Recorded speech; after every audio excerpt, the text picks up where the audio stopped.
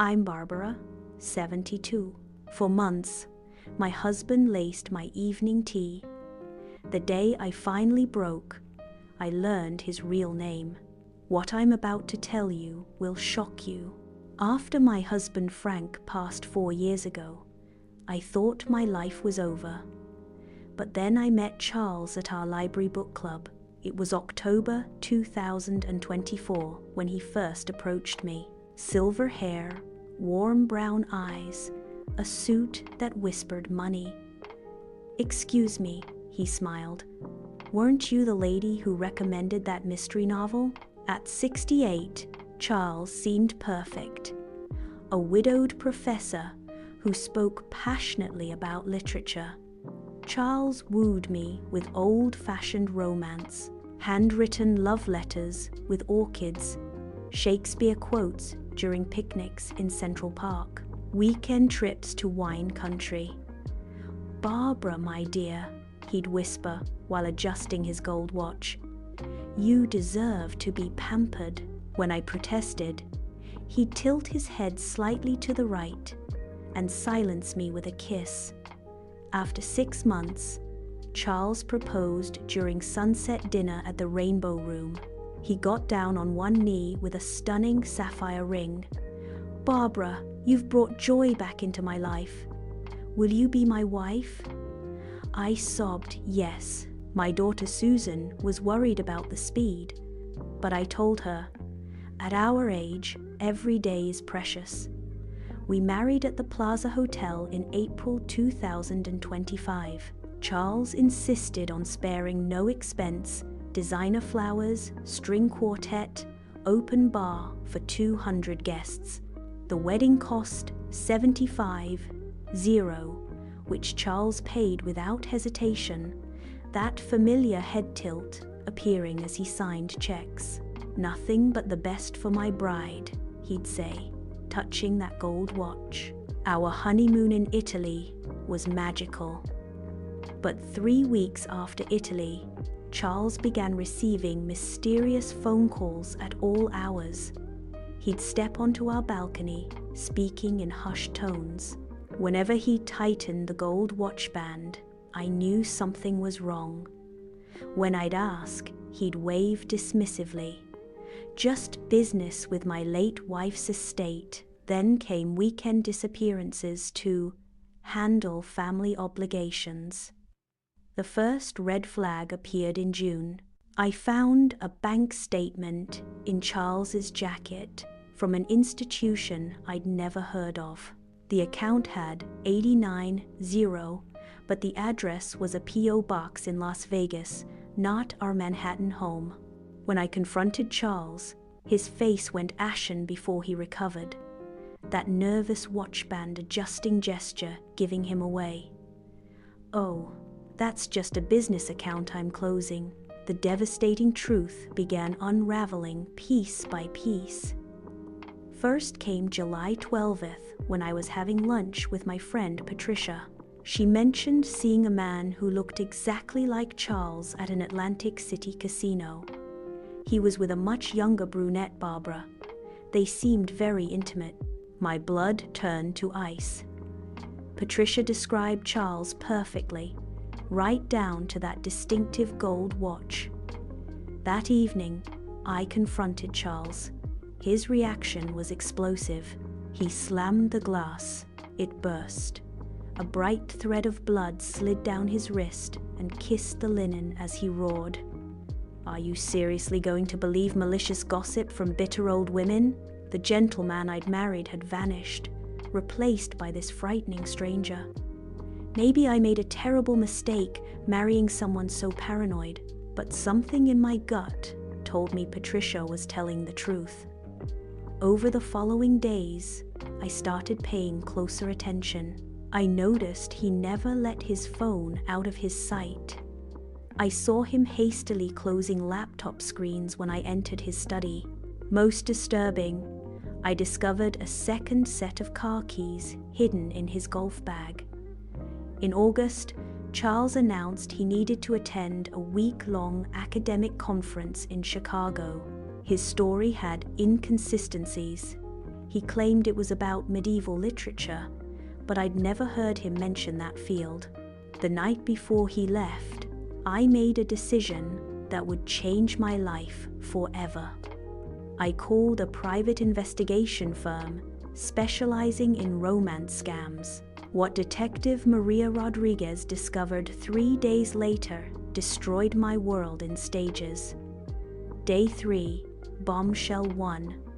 Charles Thompson didn't exist. The man I'd married was actually Carl Thornfield, a 65-year-old career criminal with an extensive history of defrauding elderly women. He'd been using fake identities to target vulnerable widows for over 2 decades. Bombshell 2. The dinners, the trips, the cards were opened in my name. Those expensive dinners and romantic trips? He'd been using credit cards opened fraudulently in my name. The Plaza Hotel wedding? Paid for with a 75-0 loan he'd taken out using my house as collateral. Bombshell 3. I wasn't his only target. Charles was simultaneously running romance scams on 2 other elderly women. Margaret in Boston believed she was engaged to Professor Charles Whitman. Ruth in Philadelphia was planning to move to Florida with Dr. Charles Wellington.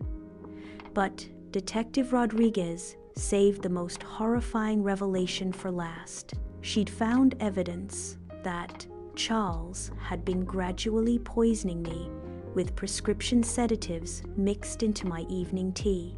That explained why I'd been feeling increasingly foggy and compliant, why I'd agreed to financial decisions that now seemed insane.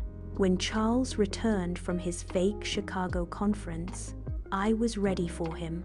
I'd spent the week documenting everything: account numbers, call times, watch-touch tallies in my notebook.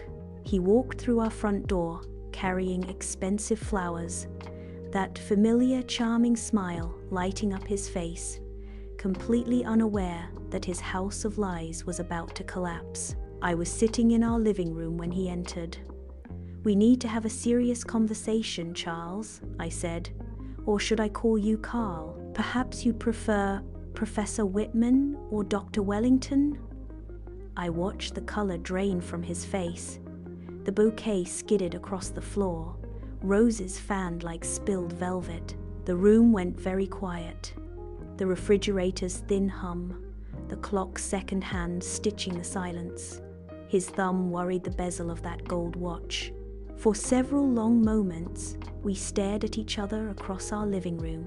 The afternoon sunlight streaming through our windows seemed to spotlight the man I was seeing clearly for the first time. His reaction wasn't shame or remorse. Instead, it was pure, cold fury mixed with something even more chilling, a twisted kind of professional admiration. He straightened his shoulders and gave me a slow, predatory smile. "Well, well, well," he said. "It seems the grieving widow finally developed some backbone. I have to admit, Barbara, you caught me completely off guard. Most of my marks never get this far." The casual cruelty of calling me a mark hit like a physical slap. But he wasn't finished. What he said next will haunt me until I die. "You know what's truly pathetic, Barbara? You made this ridiculously easy for me.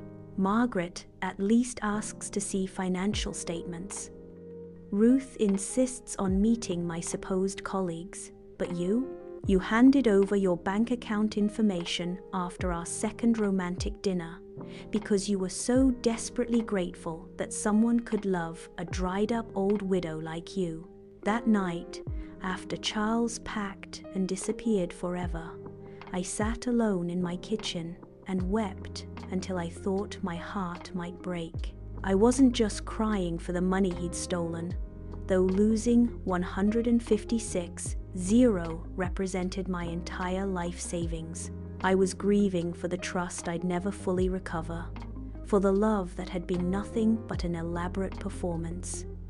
The legal aftermath stretched on for nearly a year. Detective Rodriguez helped me file reports with the FBI, Federal Trade Commission, and local police in 4 states. It turned out Carl Charles had been operating this sophisticated romance scam for over 25 years, stealing an estimated $4.2 million from dozens of elderly women. The financial devastation was catastrophic. Beyond the cash he'd stolen, I discovered he'd opened 11 credit cards in my name, taken out 2 mortgages against my house, and filed fraudulent tax returns. Cleaning up the identity theft required 18 months and cost me another $23,000 in attorney fees. The emotional trauma was worse than the financial losses. I developed severe depression and anxiety, barely leaving my apartment for 6 months. My daughter Susan moved back home because she was worried I might harm myself. "I should have listened," she said quietly one evening. "You listen now," I replied. Detective Rodriguez connected me with Margaret and Ruth, the other women Charles had been deceiving. On our first support group call, 3 squares lit my laptop: Boston, Philadelphia, Manhattan. 10 seconds of shared breathing. Then we all began to speak at once. Margaret had lost her entire inheritance, $425,000. Ruth had given him access to her pension and lost $267,000. Together, we'd been defrauded of nearly $1 million. The trial took place in February 2025. Carl Charles was arrested in Miami while running the same scam on another wealthy widow. The prosecutor called him one of the most sophisticated romance fraudsters we've ever prosecuted.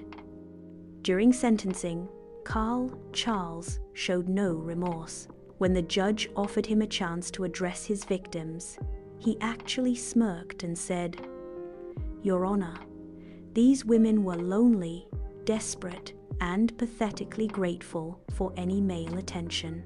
I simply provided companionship. If they chose to express appreciation through financial gifts, that was their voluntary decision." He received 15 years in federal prison and was ordered to pay $4.2 million in restitution. However, the prosecutor warned us not to expect any meaningful recovery. The recovery process has been the most difficult challenge of my 72 years. I've been working with Dr. Sarah Chen, a therapist who specializes in trauma from financial elder abuse. During our first session, she gave me homework. Write down 3 things you did right in this situation. She helped me understand that I wasn't stupid or gullible. I was the carefully selected victim of a master manipulator. Romance scammers specifically target kind, trusting people, she told me. I've had to completely rebuild my financial life from scratch. The house I'd planned to leave my children now carries enormous mortgage debt. I've been forced to return to work part-time at 72, tutoring students to supplement my Social Security benefits. But here's what terrifies me most. Carl Charles was just one individual criminal, and there are hundreds more exactly like him operating right now. They're studying our social media profiles, attending senior centers, joining churches and book clubs, constantly searching for their next vulnerable targets. The warning signs I missed now seem obvious. The whirlwind romance, the excessive generosity early on, his reluctance to introduce me to family or friends, the mysterious phone calls and trips, his explosive anger when I questioned inconsistencies. But Charles was a master psychological manipulator. To any seniors watching this, especially women who have lost their partners, please listen carefully. Take all new relationships extremely slowly. Ask detailed questions about their background and verify everything independently. Never give anyone access to your financial accounts, personal information, or legal documents. If someone seems too good to be true, they almost certainly are. Most importantly, don't let my tragic story frighten you away from seeking genuine companionship and love in your later years. The capacity to trust, love, and open our hearts to others, even after betrayal, is what makes us beautifully human. But next time, love with your eyes wide open. I want to end with this crucial question. How do we protect ourselves from sophisticated predators like Charles without becoming so cynical that we miss opportunities for real love and meaningful companionship?